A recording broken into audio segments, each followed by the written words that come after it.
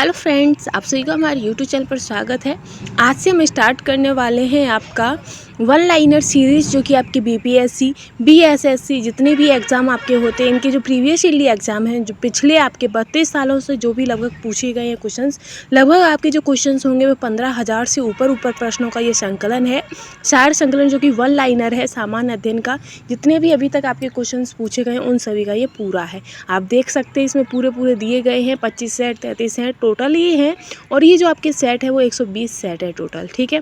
और ये आपका विनय कुमार के द्वारा है, और साथ ही ये जितने भी आपके बिहार के जितने भी एग्जाम हैं उन सभी के लिए बहुत ही ज़्यादा इंपॉर्टेंट है, ठीक है फ्रेंड्स। तो चलिए हम स्टार्ट करेंगे, ज़्यादा आपका टाइम ना लेते हुए सीधे अपनी सीरीज़ पर चलेंगे हम।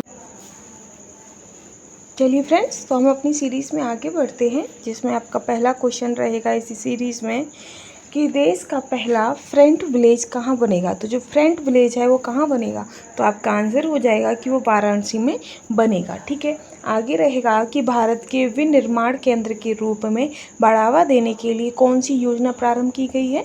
तो भारत के विनिर्माण केंद्र के रूप में बढ़ावा देने के लिए मेक इन इंडिया की योजना बनाई गई है, यह प्रारंभ की गई है, मेक इन इंडिया, ठीक है। आगे है तो कि तुर्कमेनिस्तान की राजधानी कहाँ है। तो आपका आंसर हो जाएगा कि तुर्कमेनिस्तान की जो राजधानी है वो अश्गाबाद है। कौन सी है? अश्गाबाद, ठीक है।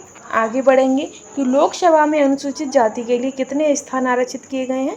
तो लोकसभा में अनुसूचित जाति के लिए 84 स्थान आरक्षित किए गए हैं, ठीक है।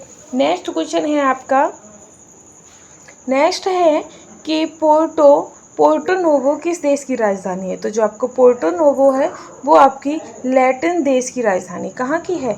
लैटिन देश की, ठीक है। आगे है कि पुस्तक वी आर डिस्प्लेस्ड या वी आर डिस्प्लेस्ड के लेखक कौन है। तो डी आर डिस्प्लेस्ड के जो लेखक हैं वो आपके गिलाला यूसुफ हैं। कौन है? गिलाला यूसुफ, ठीक। आगे हम बढ़ेंगे,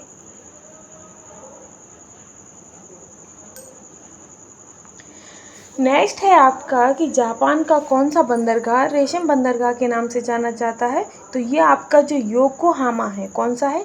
योकोहामा, ऐसे रेशम के बंदरगाह के रूप में जाना जाता है, ठीक है। आगे है कि कौन सा भारत के पूर्वी तट पर स्थित सबसे गहरा स्थलबद्ध एवं समुचित सुरक्षा युक्त बंदरगाह है। सब पूर्वी तट पर स्थित सबसे गहरा स्थलबद्ध और समुचित सुरक्षा युक्त बंदरगाह है तो वो आपका विशाखापट्टनम है, ठीक है। आगे रहेगा कि भारत की सबसे बड़ी खारे पानी की झील कौन सी है। तो आपका आंसर हो जाएगा चिल्का झील, जो है वो आपकी भारत की सबसे बड़ी खारे पानी की झील है, ठीक है। आगे है कि किस मुगल शासन ने ईश निंदा को दंडनीय अपराध घोषित किया था। तो जो ईश निंदा को दंडनीय अपराध जो है वो आपके औरंगजेब ने घोषित किया था, ठीक है।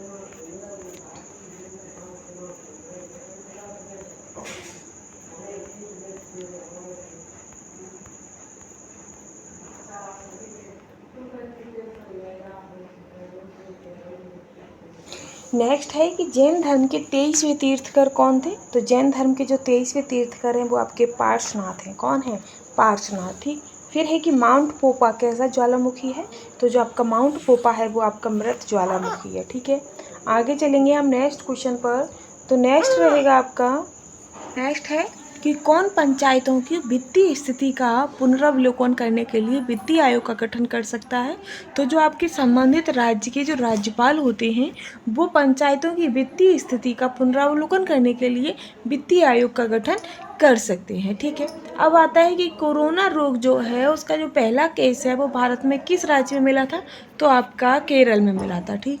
नेक्स्ट आएगा कि किस तारीख को विश्व पर्यावरण दिवस मनाया जाता है। तो जून में मनाया जाता है, ठीक है। आगे हम चलेंगे कि सेलवास घास की मैदान कहाँ है। तो सेलवास घास के जो मैदान हैं वो आपके दक्षिण अमेरिका में है। कहाँ पर है? दक्षिणी अमेरिका में। नेक्स्ट है कि बेल्ट घास की मैदान कहाँ है। तो जो बेल्ट घास है वो आपकी अफ्रीका में है। आगे है कि भारत के संविधान का अनुच्छेद 157 किससे संबंधित है। तो जो अनुच्छेद 157 है वो राज्यपाल के रूप में नियुक्ति के लिए योग्यता से संबंधित है, ठीक है। नेक्स्ट आएगा कि दक्षिणी गोलार्ध में समताप रेखाओं का कम टेढ़ी मेढ़ी होने का प्रमुख कारण क्या है। तो विशाल महासागरीय विस्तार है, ठीक है। क्या है? विशाल महासागरीय विस्तार, ठीक है। आगे चलेंगे हम कि राष्ट्रीय मानवाधिकार आयोग का अध्यक्ष किसे नियुक्त किया जा सकता है। तो जो राष्ट्रीय मानवाधिकार आयोग के जो अध्यक्ष हैं वो आपके भारत का जो सेवानिवृत्त जो मुख्य न्यायाधीश होते हैं उसे नियुक्त किया जा सकता है। ठीक है। आगे है कि राष्ट्रीय खेल दिवस कब मनाया जाता है। तो जो राष्ट्रीय खेल दिवस है वो आपका 29 अगस्त को मनाते हैं। आगे है कि समीर बी कामत किस क्षेत्र से संबंधित है। तो जो समीर बी कामत हैं वो आपके रक्षा से संबंधित है। ठीक है। आई होप आपको कंटेंट पसंद आ रहा होगा।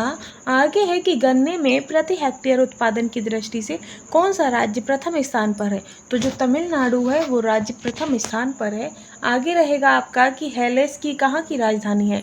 तो जो हेलेंकी है वो आपकी फिनलैंड की राजधानी है। ठीक है। नेक्स्ट है कि गांव स्तर पर पंचायत का अध्यक्ष किस रूप में चुना जाता है। तो जो गांव स्तर पर जो पंचायत का अध्यक्ष होता है वो लोगों के द्वारा अप्रत्यक्ष रूप से चुना जाता है। ठीक है। नेक्स्ट क्वेश्चन है कि भू संतुलन शब्द का सबसे पहले प्रयोग किसने किया था। तो भू संतुलन शब्द का जो सबसे पहले प्रयोग है वो आपका डट्टन ने किया था। ठीक है। आगे चलेंगे नेक्स्ट क्वेश्चन पर कि भारत में हरित क्रांति के जनक कौन है। तो एम.एस. स्वामीनाथन आपके हरित क्रांति के जनक हैं। फिर है कि तंजौर का राजराजेश्वर मंदिर किसने बनवाया था। तो वो आपका राज प्रथम ने बनवाया था। ठीक है। आगे रहेगा कि सुगौली की संधि कब संपन्न हुई थी। तो जो सुगौली की संधि जो नेपाल में संपन्न हुई थी वो आपके 1816 में संपन्न हुई थी।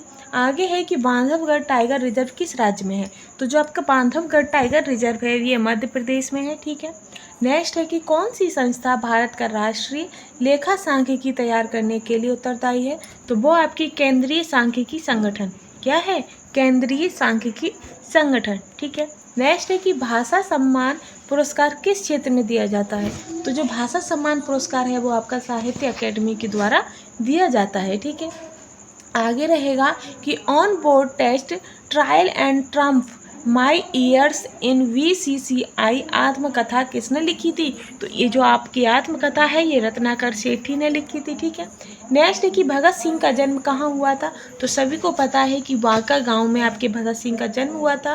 और 23वें तीर्थकर तो आपके पार्श्वनाथ हैं, ये भी आपको पता होगा। फिर है कि राष्ट्रीय वीज निगम की स्थापना कब की गई थी। तो इसकी जो स्थापना है वो आपकी 1963 में की गई थी। नेक्स्ट रहेगा कि प्रथम आंग्ल बर्मा युद्ध की शुरुआत के समय भारत का गवर्नर जनरल कौन था। तो लॉर्ड एम्स्टर्म इसके गवर्नर जनरल थे। ठीक है। आगे रहेगा आपका कि विनिमय नियम नियम तथा नियमावली बनाने के लिए संसद द्वारा कार्यपालिकाओं को प्रतिनिधित्व तथा संविधान द्वारा प्रदत्त शक्तियों का उपयोग भली भांति हो रहा है या नहीं हो रहा है इस पर विचार करने एवं प्रतिवेदन देने के लिए किस संसदीय समिति का गठन किया गया है। तो अधीनस्थ विधायन समिति। ठीक है। मिशन इंद्रधनुष क्या है। तो ये सभी बच्चों और गर्भवती महिलाओं के टीकाकरण से संबंधित है। आगे है कि उच्च न्यायालय के न्यायाधीशों को नियुक्ति कौन देता है। तो राष्ट्रपति देते हैं। ठीक है। इधर हम चलेंगे नेक्स्ट पर। तो इधर आपका रहेगा कि भारतीय संविधान में किस संशोधन अधिनियम के द्वारा न्यायाधिकरण जोड़े गए थे। तो वो आपका 42वां संविधान संशोधन था। नेक्स्ट है कि भारत के संविधान का कौन सा अनुच्छेद राष्ट्रपति या उपराष्ट्रपति के चुनाव से संबंधित शंकाओं और विवादों के निर्धारण से संबंधित है। तो अनुच्छेद 71 है। कौन सा है, अनुच्छेद 71 है। ठीक है। नेक्स्ट है कि बेटी बचाओ बेटी पढ़ाओ योजना किस वर्ष प्रारंभ की गई थी। तो ये आपकी 2015 में प्रारंभ की गई थी। ठीक है। नेक्स्ट है कि किस अवधि को योजना विकास कहा जाता है। तो जो आपका 1966 और 1969 जो है उसे योजना विकास कहा जाता है। ठीक है। आगे है कि अनुच्छेद 39A क्या प्रावधान करता है। तो जो अनुच्छेद 39A है वो आपका समान न्याय तथा निःशुल्क विधिक सहायता से संबंधित है। ठीक है। नेक्स्ट है कि बिंबिसार किस राजवंश के शासक थे। तो जो बिंबिसार थे वो आपके बिंबिसार जो थे वो आपके हर्यक वंश के थे। ठीक। फिर है कि कौन से प्रदेशों में मुख्यतः शीत ऋतु में वर्षा होती है। तो जो भूमध्य सागरीय प्रदेश होते हैं वहाँ शीत ऋतु में भी वर्षा होती है। नेक्स्ट है कि राष्ट्रीय शिक्षा दिवस किस तारीख को मनाया जाता है। तो जो राष्ट्रीय शिक्षा दिवस है वो आपका 11 नवंबर को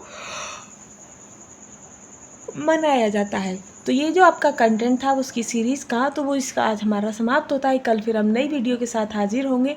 साथ ही हमने अपने यूट्यूब चैनल पर हर तरीके की वीडियो चला रखी है, जैसे कि आपका युक्ति का सार संग्रह है, GS UPSS का आपका जो सार संग्रह है GS पॉइंटर का वो है इसमें। साथ ही आपका BPSC के थ्रू जो सार संग्रह है, जितने भी आपके 32 सालों से एग्जाम आए हैं BPSC और BSSC के थ्रू, तो उन सभी के हमने सार संग्रह ले रखे हैं, जो कि आपके एग्जाम पॉइंट ऑफ व्यू से बहुत ज़्यादा इंपॉर्टेंट है। अगर आपको अपने एग्जाम की बेहतर तैयारी करनी है तो हमारे चैनल के साथ जुड़ जाइएगा और हमारे चैनल को सपोर्ट जरूर करिएगा। Thanks for watching.